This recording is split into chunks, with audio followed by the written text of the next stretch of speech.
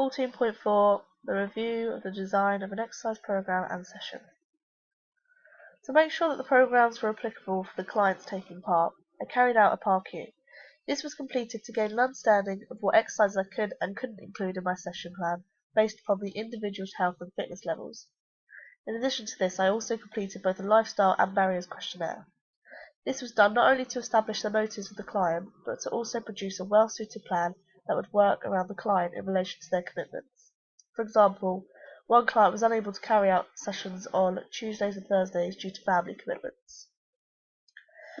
Carrying out these questionnaires enables us to develop the most effective session plan that is more applicable to the client at hand, allowing us to reach the client's aims over the 6-week period. If we talk about the exercises themselves that are involved in Client 1's training program, I chose to carry out continuous training for at least one session per week, because that type of training will target the client's aerobic endurance most, as it requires the muscles constantly having to work, therefore needing the heart and lungs to constantly be able to supply a high demand of oxygen to the working muscles. Fartlek training is also used to target cardiovascular endurance, which is why I've also included at least one session of this type of training into my program. To make sure the CV system is being targeted during this type of training, I made sure that enough time was spent on each type of speed play, which is why I chose to start off with a 20-minute session, which involved walking for 2 minutes, jogging for 2.5 minutes, and then sprinting for 30 seconds, and then increasing the times as the weeks progressed. If the times were too short, then it could be argued that the CV system was not being targeted, which wouldn't have made the program suitable for the client's aims. Not only is fartlek training another method of targeting the cardiovascular system, but I also used it to add variation to the program to prevent the client from experiencing tedium. If continuous training was consistently being carried out, the client would get very bored, which could lead to a reduction in motivation levels. Therefore, variation maintains an element of interest for the client.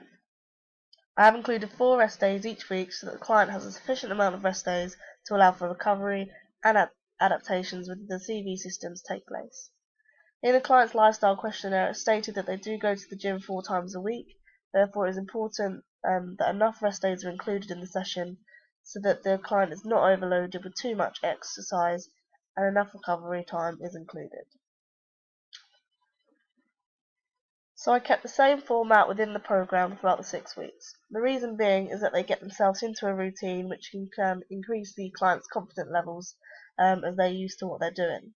However, I changed the intensity the client was working at and also switched around what the client was carrying out the exercises on. For example, in weeks 1 and 2, the client carried out continuous training on a field. However, in weeks 3 and 4, they carried it out on a road. The reason I did this was to maintain an element of variation and interest within the program so the client wasn't getting bored easily.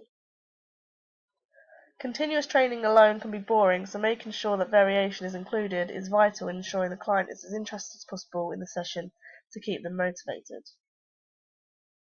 As the main focus was on improving aerobic endurance, I chose to gradually increase the intensity of the session, as this was a more realistic and applicable approach rather than increasing the intensity every session. Furthermore, if I increased the intensity every session, then the intensity would be too high that the focus would not be on aerobic endurance. Therefore, the intensity increased between 60 to 70% over the 6-week period to maintain a focus on the client's aims. In addition to the intensity change, I also changed the duration of the sessions. This was increased by 10 minutes every 2 weeks. This was mainly to reduce tedium and to aid in adapting the CV system to being able to cope longer with exercise. If the sessions were kept the same duration throughout the whole 6 weeks, then the CV system would be used to working for the same time each session. Therefore, no adaptations would be taking place, as both the heart and lungs are not being worked harder than they are used to, therefore not improving their efficiency to work under a high amount of pressure. Now, if we move on to Client 2. So Client 2 had a more restrictive program in that they were unable to carry out particular exercises such as running for the first 2 weeks due to a recent knee operation. This meant that the program had to be adapted to fit the needs of the client, which is why the program doesn't include any running for the first 2 weeks. In the 3rd week of the program, I introduced some light jogging to get the client used to running on their knee, and progressed this into a more intense one as the weeks went on. As the client was unable to run for the first 2 weeks, I got them to carry out alternative exercises, which included cycling and swimming. Swimming in particular is a good alternative for the client as it is a low impact activity, thus not placing the knee joint under masses of pressure, but still targeting all muscle groups. As the client is also working on their aerobic endurance, I included both continuous and fartlek training to target the CV system so that adaptations would occur. An example of this being cardiac hypertrophy. And by this, I mean that the walls of the myocardium increase in size, which results in the heart being able to pump more blood out of the heart at higher force. So this means that a larger cardiac output is achieved due to a higher stroke volume and a lower end systolic volume. So for the first 3 weeks, the client takes part in only 3 sessions per week, and this is due to their barriers. The client is a full-time worker and also has 2 kids, therefore only having the time to take part 3 sessions a week. However, the client did state that they were able to carry out exercise on 1 weekend day.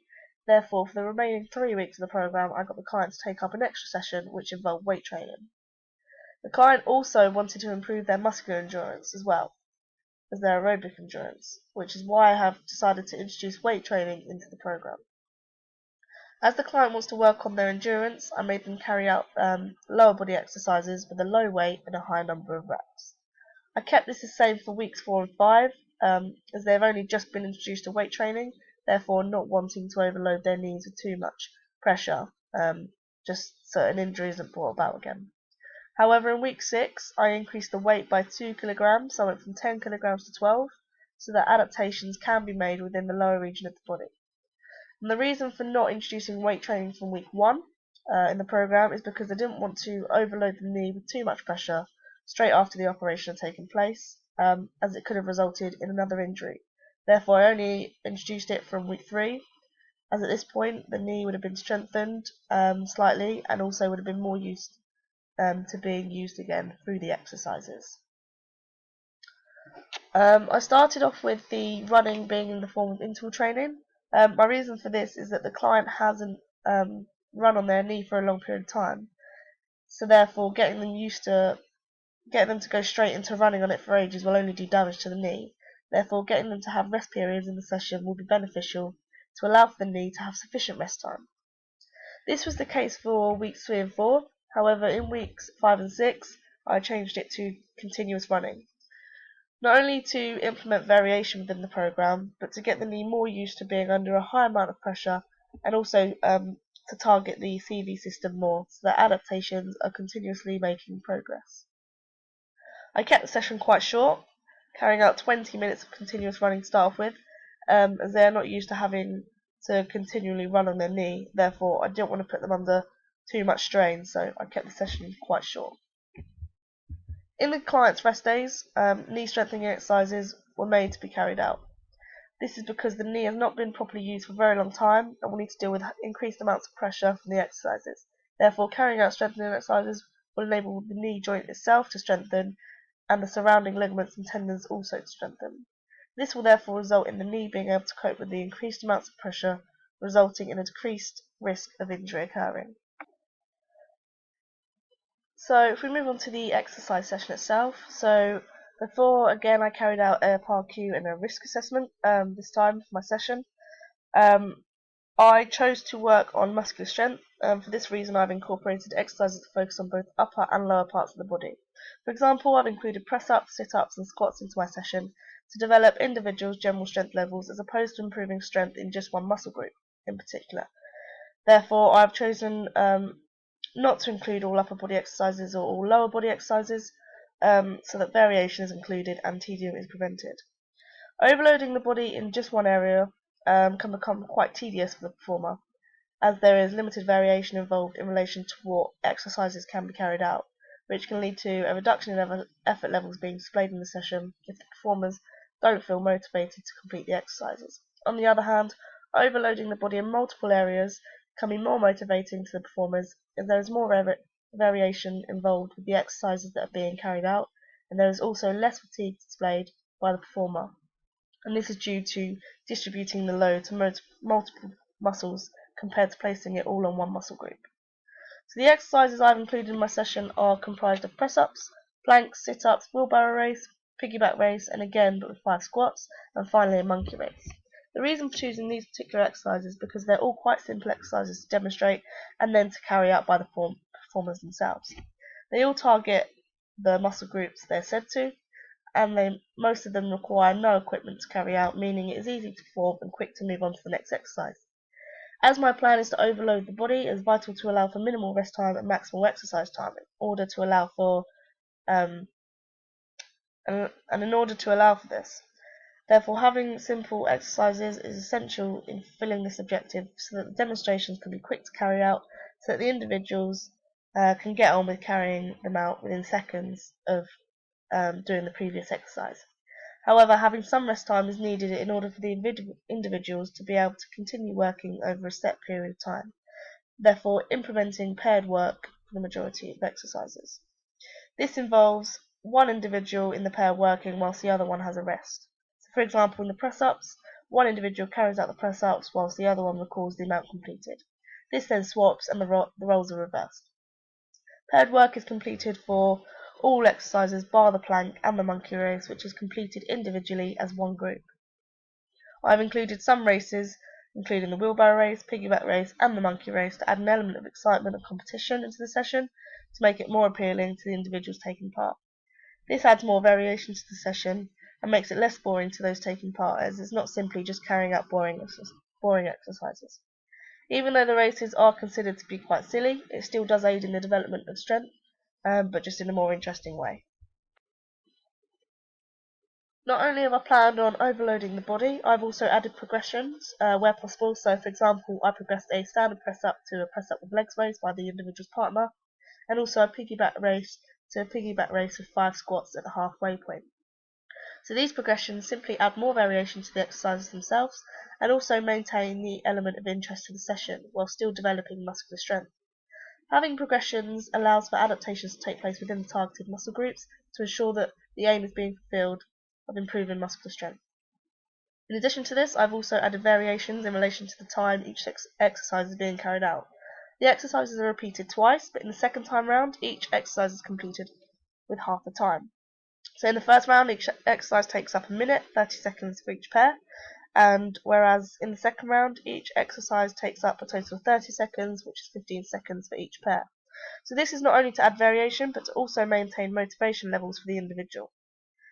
The exercises completed are very physically demanding, and by the end of the session, fatigue levels are going to be very high. Therefore, decreasing the time spent on each exercise will make the individual slightly more motivated to keep going if they know they're not having to spend as much time working on each exercise. With a decreased working time comes a decreased rest period. This is to ensure a maintenance of overload. As the exercises have also already been demonstrated, it is not needed to demonstrate them fully again, therefore the rest time in between each exercise is very minimal. So within every fitness session that is carried out, it's important to note any alternatives that can be carried out within the exercises included in the session, in case of any individuals that may find the exercises too difficult or too easy. This is so that the session can be inclusive to all, meaning that no matter what an individual's ability is like, the same exercise can be performed, but just in a slightly different way. So an example of this can be used in a press-up. The standard press-up is one of the exercises. However, if an individual finds it too difficult to complete, then a box press-up can be completed. On the other hand, if the individual finds the press-up too easy, then a flat press-up can be carried instead. Another example can be used in the piggyback squats. If the individual finds it too difficult, then they can carry out the squat alone without anyone on their back, or they can take a narrower stance when squatting. Whereas if they find the exercises too easy, they can take a wide stance when squatting, go lower, or even have a heavier individual on their back to squat with. Another exercise that can be modified is the plank. A basic plank is the simplest form it can be performed in. Therefore, modifying it to make it easier to carry out is quite difficult to do. However, if the performer finds the plank too easy, then it can be modified to be made more difficult. Examples of this include the plank with the leg raise, a 2-point plank, an up and down plank, and the rocking plank.